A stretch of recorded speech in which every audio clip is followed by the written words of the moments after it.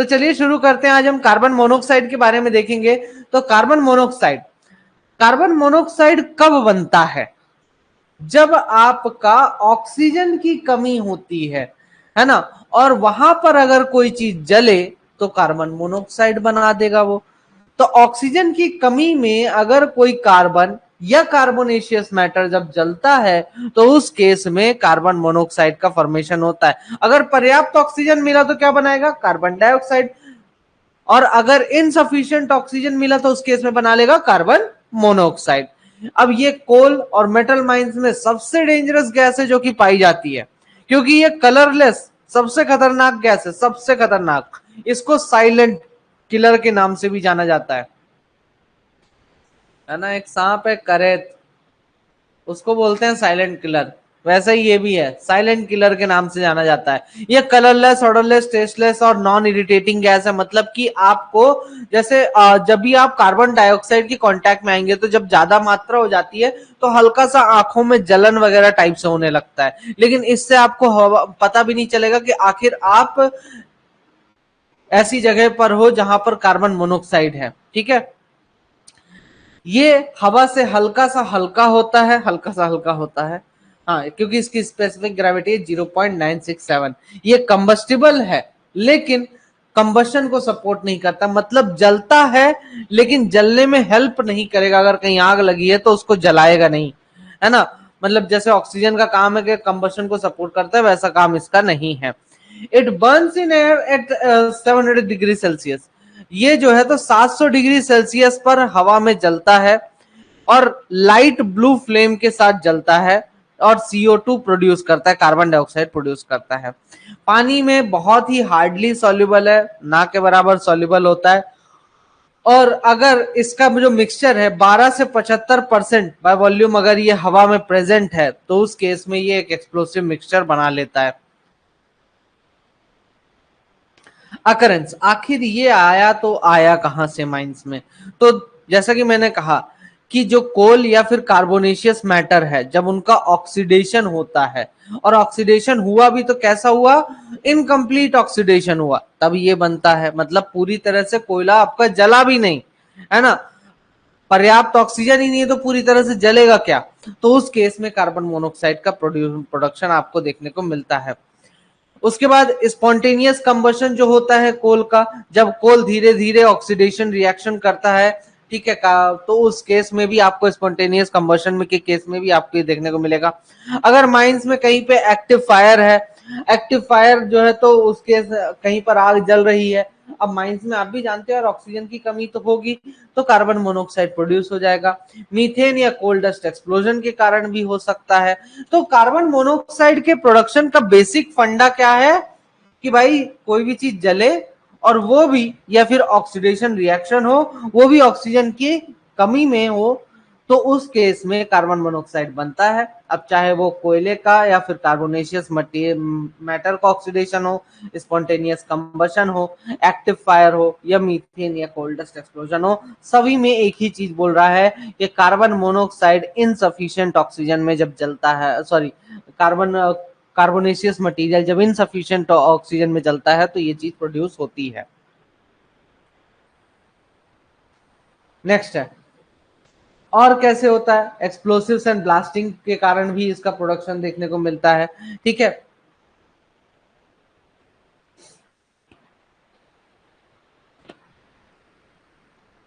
अब देखिए एक्सप्लोसिव्स में क्या होता है? ऑक्सीजन होता है, लेकिन अगर इनका कंप्लीट केमिकल रिएक्शन कराना है तो इनको एक ऐसी कंडीशन देनी होगी एक्सप्लोसिव्स को कि जिसमें कि पूरी तरह से एक्सप्लोसिव चल जाए।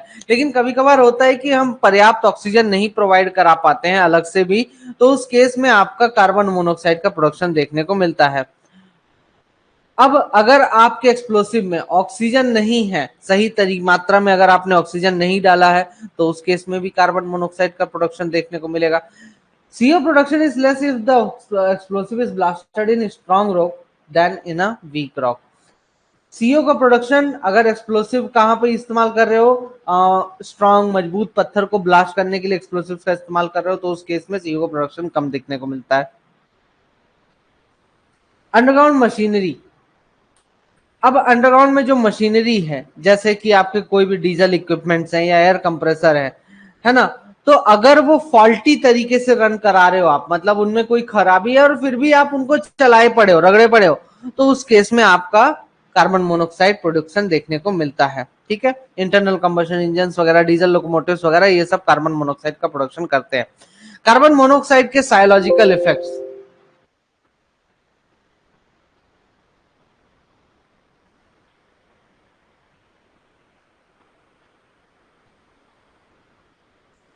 तो कार्बन मोनोऑक्साइड एक साइलेंट किलर के नाम से भी जाना जाता है। ठीक है, ये अपने विक्टिम्स को इस तरीके से, मतलब जिसके ऊपर भी ये अटैक करता है तो इस प्रकार से अटैक करता है कि सामने वाले को पता ही नहीं चलेगा कि भाई मैं किसी खतरे में हूं, और जब तक मैं पता चलेगा तब तक मैं बहुत देर हो चुकी होगी। अब ये चूंकि इसका एक पॉइजनस कैरेक्टर है, ठीक है, क्या पॉइजनस कैरेक्टर है कि भाई ये हीमोग्लोबिन के साथ रिएक्शन करता है। ठीक है, हीमोग्लोबिन मतलब कि ऑक्सीजन जितना तेजी से हीमोग्लोबिन के साथ रिएक्शन करता है, उससे भी 300 गुना ज्यादा तेजी से ये हीमोग्लोबिन के साथ रिएक्शन करता है, और जिसमें कि ये क्या फॉर्म बनाता है, कार्बोक्सी हीमोग्लोबिन बनाता है। हीमोग्लोबिन के साथ रिएक्ट करके ये क्या बनाएगा, कार्बोक्सी हीमोग्लोबिन बनाता है, जो कि ब्राइट पिंक कलर का होता है, मतलब आपके खून का कलर पिंक कलर का कर देगा, है ना। और इनके बीच का जो रिएक्शन होता है HBO2 और CO के बीच का, जिसके कारण आपको क्या देखने को मिलता है, कार्बोक्सी हीमोग्लोबिन और ऑक्सीजन को सेपरेट कर देता है, ऑक्सीजन को मिक्स होने ही नहीं देता है ये आपके ब्लड में। अब ऑक्सीजन मिक्स नहीं होगा, ऑक्सीजन की कमी होगी तो ब्रेन काम करना बंद कर देगा आपका। ठीक है, अब आखिर जो कार्बन मोनोऑक्साइड है, ये हीमोग्लोबिन में जो कंबाइन हो रहा है हीमोग्लोबिन के साथ, तो इसका जो रेट ऑफ कंबाइनिंग कैपेसिटी है, रेट ऑफ कंबाइनिंग कैपेसिटी वो किस चीज पर डिपेंड करती है कि आप कितने समय तक वहां पर मौजूद रहे जहां पर कार्बन मोनोऑक्साइड है, कार्बन मोनोऑक्साइड का परसेंटेज कितना है, और आप काम क्या कर रहे हो। अगर लेटे हो तो धीरे धीरे असर करेगा, धीरे धीरे आपके हीमोग्लोबिन के साथ रिएक्ट करेगा। अगर आप कुछ काम कर रहे हो मेहनत वाला, तो उस केस में भी ये क्या करता है, ये आपका जो है तो ज्यादा से ज्यादा आप इनहेल करोगे कार्बन मोनोऑक्साइड, और ज्यादा से ज्यादा इसका रिएक्शन होता है, तो इसीलिए खतरनाक गैस है। अब देखिए होता क्या है इसमें, अब इसको साइलेंट किलर क्यों कहा जाता है, कारण क्या है इसका, तो इसकी कुछ सिम्टम्स है। जब ये 0.02% होता है तो आपको क्या होगा, 45 मिनट तक आप नॉर्मली काम करते रहिए इसमें, और 45 मिनट बाद, ठीक है, आपको हेडेक होने लगेगा, हल्का सा बेचैनी महसूस होगी, और हो सकता है आप चक्कर खाकर गिर जाएं। ठीक है, और अगर आप 2 घंटे, और अगर आप रेस्ट कर रहे हो तो 2 घंटे में ये सारी चीजें फील करने को मिलेंगी। अगर 0.12% है तो उस केस में आपका 10 मिनट अगर काम कर रहे हो तो 10 मिनट में आप कोलैप्स होके गिर जाओगे, और 0.2% पे आप 10 मिनट पे अनकॉन्शियस हो जाओगे, और 0.5% टू 1% पे आपको 10 से 15 मिनट में आपकी मृत्यु हो जाएगी। तो ये इसके इफेक्ट्स हैं। साइलेंट किलर क्यों कहते हैं, क्योंकि देखो होता क्या है बेसिकली, इसका इफेक्ट किस प्रकार से होता है। जब भी आप कार्बन मोनोऑक्साइड के कांटेक्ट में आते हैं तो कार्बन मोनोऑक्साइड क्या करता है कि कार्बन आपके हीमोग्लोबिन के साथ मिक्स हो गया बहुत ज्यादा तेजी से, ऑक्सीजन मिलना आपको बंद हो गया। अब आपके ब्रेन को जब ऑक्सीजन नहीं मिलेगा तो ब्रेन में हल्का सा क्या होता है, ब्रेन में हल्का सा आपका जो है तो नशा टाइप से मार देता है। अब आपका दिमाग काम करना बंद कर दिया है, अब आपको ये चीज अच्छी लग रही है, मतलब आपको अंदर से बहुत ही अच्छा अच्छा फील होने लगेगा इसको सूंघते ही, कार्बन मोनोऑक्साइड को, और आपको लगेगा कि मैं और भी ज्यादा इसको इनहेल करूं, और जहां पर इसकी मात्रा ज्यादा होती है व्यक्ति उसी डायरेक्शन में धीरे धीरे बढ़ना स्टार्ट हो जाता है। अब जब वो धीरे धीरे इसकी तरफ बढ़ने लगेगा तो उस समय इसको चक्कर मारेगा आपको, और उसके बाद फिर आप गिर पड़ोगे, हो सकता है उल्टियां भी करेंगे आप, है ना, खून आपका जम जाएगा जिसके कारण आपके पैर में लकवा वगैरह भी मार देगा। अब इसके लेकिन आप उसकी तरफ बढ़ना नहीं रोकोगे, आप बढ़ते ही चले जाओगे। दिमाग क्योंकि काम ही नहीं कर रहा, दिमाग को मजा आ रहा है इस चीज में, है ना, आप बढ़ते चले जाओगे। आपके बॉडी से कितना भी खून निकले, कितना भी चोट लगे, आप जिस डायरेक्शन में ये है कार्बन मोनोऑक्साइड, उस डायरेक्शन में आप धीरे धीरे बढ़ते चले जाओगे और फाइनली आपकी मृत्यु हो सकती है। तो ये एक देखने को दिक्कत मिलती है इसमें। और ज्यादातर ये होता है कि सोते सोते ही में होता है ना कि क्या किया, रूम में आपने कोयला जला के रख दिया, अब रात ठंडी का मौसम है, जला के चलो छोड़ दिया, खिड़की दरवाजे सब बंद है, धीरे धीरे कोयला जलेगा तो क्या होगा, कार्बन ऑक्सीजन की मात्रा घटेगी। आप भी तो ऑक्सीजन यूज कर रहे हो तो ऑक्सीजन की मात्रा तेजी से घटेगी। जब ऑक्सीजन कम हो जाएगा और उसके बाद जब कोयला जलेगा तो कार्बन मोनोऑक्साइड प्रोड्यूस करेगा। अब कार्बन मोनोऑक्साइड आप सूंघ लोगे और सोते सोते ही सोते रह जाओगे।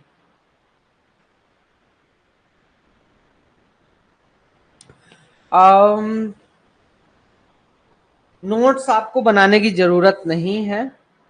एक बार ये टॉपिक खत्म हो जाए तो मैं जितने भी मेरे लेक्चर्स है उसके शॉर्ट नोट्स प्रिपेयर कर दूंगा, जो कि आपके एग्जाम के हिसाब से जरूरी है।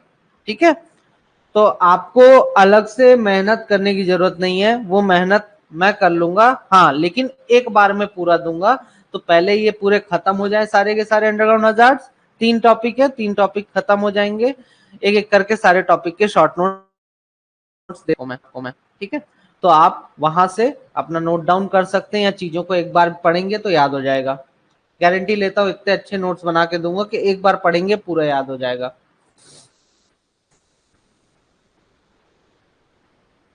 ठीक है, तो आप लोग अपना बाकी सब्जेक्ट पर फोकस करिए, मेरी तरफ से इतना हेल्प मैं कर सकता हूँ कि आपका ये टाइम मैं बचा लूंगा। हाँ, न्यूमेरिकल भी कवर कराऊंगा मैं। ठीक है, आप अपना ये जो टाइम, हाँ लेकिन ये जो टाइम मैं बचाने के लिए मेहनत कर रहा हूं, इसके रेस्पेक्ट में मुझे कुछ आपसे यही चाहिए कि आप दूसरे सब्जेक्ट्स में अपना 100% दें, है ना, न्यूमेरिकल्स पे ज्यादा फोकस रखें और एक सिलेक्शन आप मुझे दे दें बस।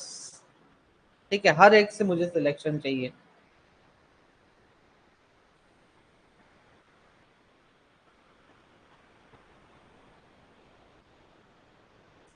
Detection and estimation of CO. अब कार्बन मोनोऑक्साइड को डिटेक्ट करने के लिए और एस्टिमेट करने के लिए क्या क्या इस्तेमाल किया जाता है? भाई माइंस में कार्बन मोनोऑक्साइड अब इतनी खतरनाक गैस, भला बताओ, और इस खतरनाक गैस से बचने के लिए आप क्या करोगे? भाई पता चल जाए कि हाँ कार्बन मोनोऑक्साइड है तो हम ना जाएंगे, पहले ही भाग लेंगे। ठीक है, देखेंगे अरे कार्बन मोनोऑक्साइड, निकल लो। ठीक है, तो ये चीज के लिए आप किसका इस्तेमाल करोगे? तो देखिए दो तीन चीजें आती हैं। एक तो है चिड़िया ले जाओ, जो कि इस समय बैन चल रहा है अपने इंडिया में, है ना, बाकी ले जाते हैं। और माउस का इस्तेमाल कर सकते हो। ठीक है, लेकिन चिड़िया ज्यादा सही है, कैनरी बर्ड्स जिसे लाल मुनिया भी कहा जाता है इंडिया में। ठीक है, ये सबसे बेटर इंडिकेटर है माउस के मुकाबले। क्या होता है, माउस जो होता है, जब भी माउस को डर लगता है या बढ़ मरने वाला होता है, तो वो जाके एक कोने में दुबक के बैठ जाएगा जाली के।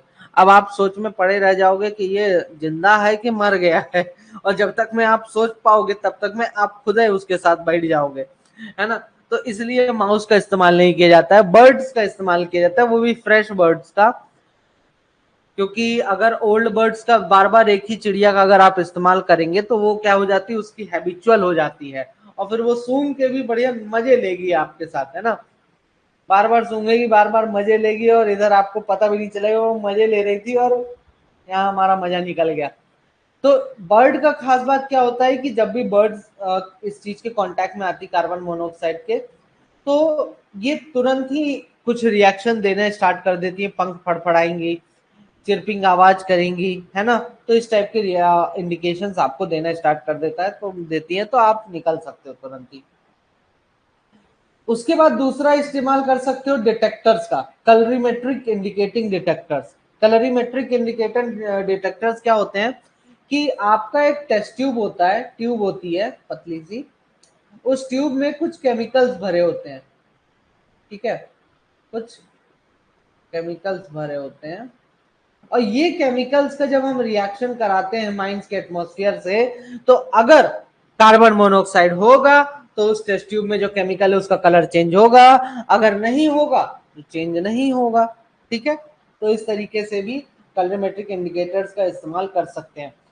इलेक्ट्रॉनिक मेजरिंग इंस्ट्रूमेंट, वो तो आप देख ही चुके हैं, मल्टी गैस डिटेक्टर्स वगैरह आते हैं जिसमें कि सेंसर्स लगे रहते हैं, ठीक है, तो इसका भी इस्तेमाल किया जा सकता है। अब बात करते हैं बर्ड्स या फिर माउस के इस्तेमाल का। तो पहले के जमाने में वार्म ब्लडेड बर्ड्स का इस्तेमाल किया जाता था या चूहों का इस्तेमाल किया जाता था, चूहों के मुकाबले जो है तो इनका ज्यादा इस्तेमाल किया जाता बर्ड्स का। अब ये इनकी खास बात क्या होती है कि इनकी ब्रीथिंग रेट जो है इंसान के मुकाबले 20 गुना अधिक होती है। इंसान के मुकाबले इनकी ब्रीथिंग रेट, सांस लेने की जो रफ्तार है, 20 गुना अधिक है, ठीक है। इसीलिए ये क्या करते हैं, जल्दी से वार्निंग सिग्नल दे देते हैं हमें, ठीक है, हमारे मुकाबले इनको जल्दी पता चलता है।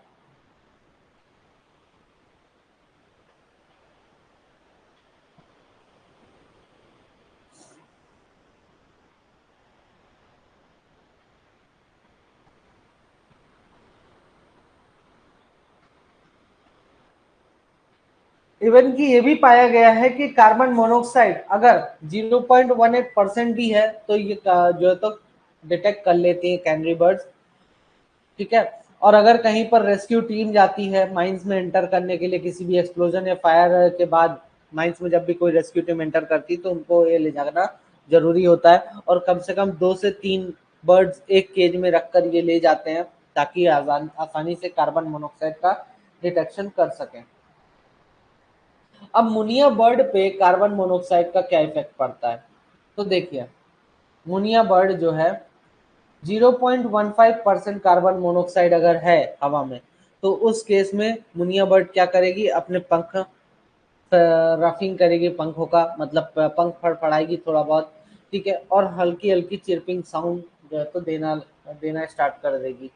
लगभग 3 मिनट में ये सारी चीजें आपको देखने को मिल जाएंगी, ठीक है, और 18 मिनट में ये जो है तो निपट जाएगी, अपने पर्च से गिरकर मर जाएगी।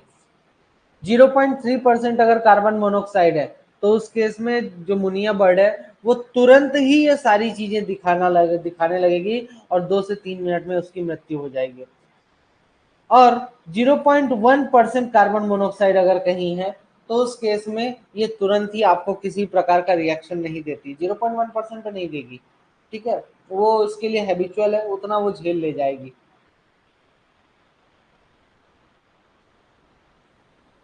तो आखिर कितने परसेंट पे देगी, तो ये आपका लगभग 0.3% से अधिक कंसंट्रेशन होना चाहिए कार्बन मोनोऑक्साइड का, तभी आपको कुछ भी चीजें तुरंत ही देखने को मिलेगी, अदर नहीं देगा, अदरवाइज इसमें किसी प्रकार का इंडिकेशन देखने को नहीं मिलेगा।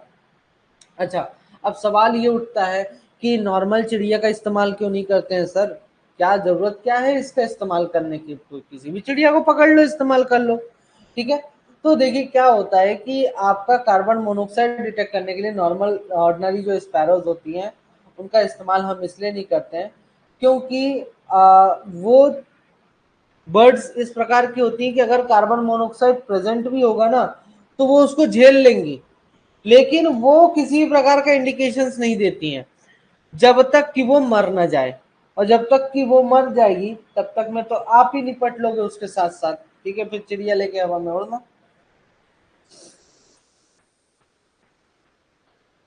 तो ये ध्यान में रखिएगा।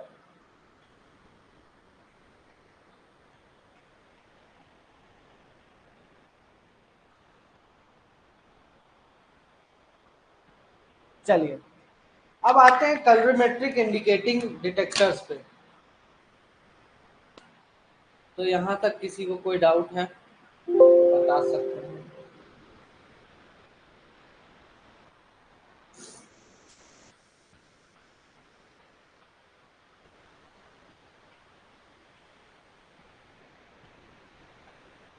क्या पता कैसे चलेगा मैम।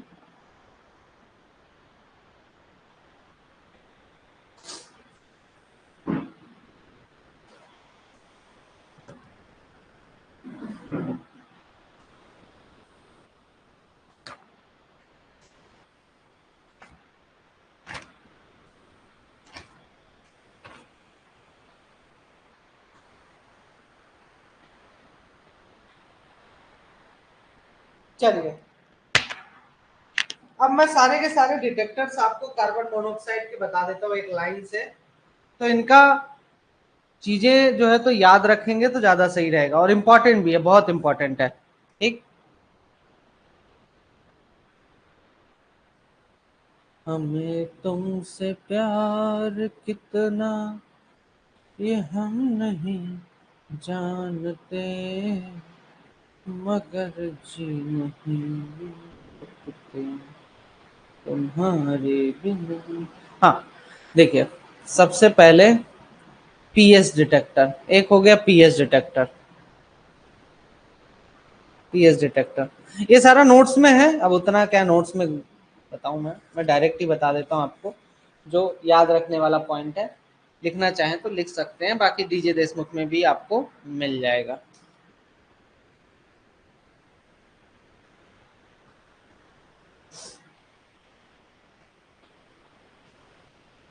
तो सबसे पहला आता है PS detector.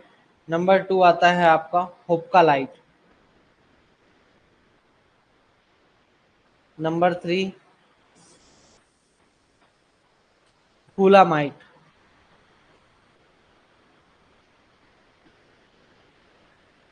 Number 4 Drager company का मल्टी गैस डिटेक्टर।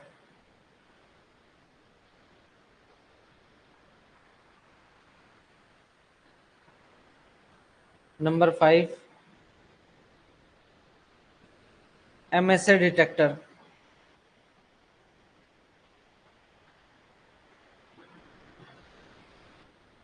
नंबर 6 एमकोर CO detection and monitoring system.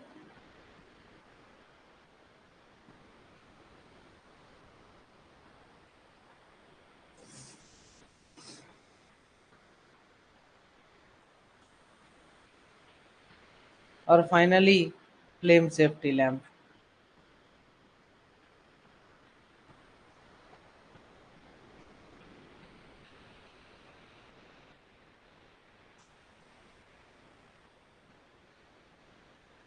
और लास्ट है आपका अपट्रॉन इंडिया लिमिटेड के, अपट्रॉन इंडिया लिमिटेड के द्वारा दो ठो डिवाइसेस दिए गए हैं, दो मॉडल्स निकाले गए। एक है BCO-1 और दूसरा है BCO-1R। तो ये आपके क्या है, डिटेक्टर्स हैं। ठीक है, तो इनसे रिलेटेड इतने डिटेक्टर्स आप याद रखिए। सिर्फ और सिर्फ किसके हैं ये आपके कार्बन मोनोऑक्साइड के हैं। अब पीएस डिटेक्टर की बात करते हैं।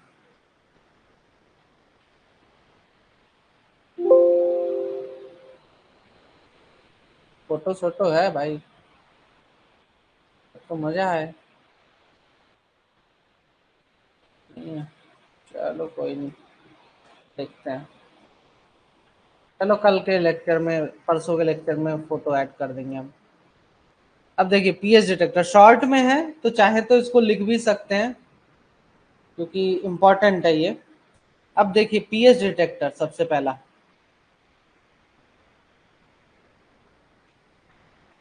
ये है क्या, इसमें क्या होता है, एक ग्लास ट्यूब। ठीक है, एक ग्लास ट्यूब होता है। अब इस ग्लास ट्यूब के अंदर क्या क्या भरा होता है, सिलिका जेल। ठीक है, silica gel and yellow potassium palladium sulphide. Potassium palladium sulphide. Sulphide कुछ इस प्रकार का रहता है।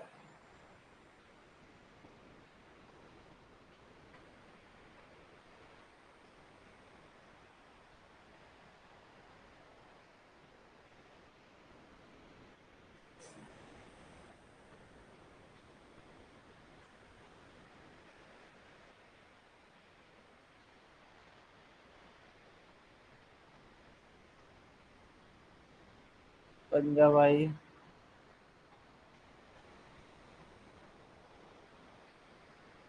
अब इसमें क्या भरा है, सिलिका जेल भरा हुआ है, इसके दोनों एंड्स में क्या भर देते हैं, सिलिका जेल। ठीक है, तो ये क्या हो गए, सिलिका जेल। ये क्या हो गया, सिलिका जेल।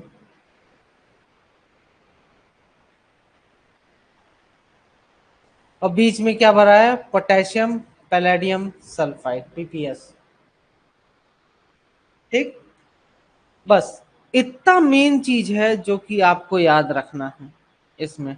इसकी यही मेन चीजें हैं कि आखिर कौन कौन से केमिकल्स इसमें पाए जाते हैं या डाला जाता है। तो सिलिका जेल और येलो पोटेशियम पैलेडियम सल्फाइड। अच्छा, सिलिका जेल का काम क्या होता है, ये भी पूछ सकते हैं आपसे एग्जाम में। सिलिका जेल, इसका मेन काम क्या है भाई, क्यों डाला गया सिलिका जेल, दोनों एंड में ही क्यों डाला, बीच में क्यों नहीं डाला। जब यूज ही करना तो भाई बीच में डाल देते। तो इसका मेन काम है to absorb moisture from air, to absorb moisture from air, या फिर यूं कहें कि नहीं, एब्जॉर्ब वर्ड सही नहीं होगा, टू रिमूव लिख लीजिए, to remove moisture from air. ठीक है, तो ये ध्यान में रखना। अब जैसे ही हवा से मॉइस्चर चला जाता है ना, तो अब हवा कहाँ जाएगी, हवा मान लीजिए ये दोनों एंड में से कोई एक, दोनों एंड तोड़ तोड़ दिया हमने। अब हवा को इसमें एंटर कराया, हवा यहाँ से गुजरते हुए कहाँ तक पहुंची, पोटेशियम पैलेडियम सल्फाइड तक पहुंची। अब जैसे ही हवा इसके पास पहुंची, तो अगर कार्बन मोनोऑक्साइड होगा तो ये क्या करेगा, रिएक्शन करेगा। और रिएक्शन के एवज में क्या देखने को मिला आपको, येलो कलर का, जो आपका पोटेशियम पैलेडियम सल्फाइड था वो किसमें चेंज हो जाएगा, ब्राउन कलर में चेंज हो जाएगा। To watch the complete video, download the Mining Gyan app from the Play Store. Enjoy a seamless learning experience without interruptions and subscribe to our YouTube channel.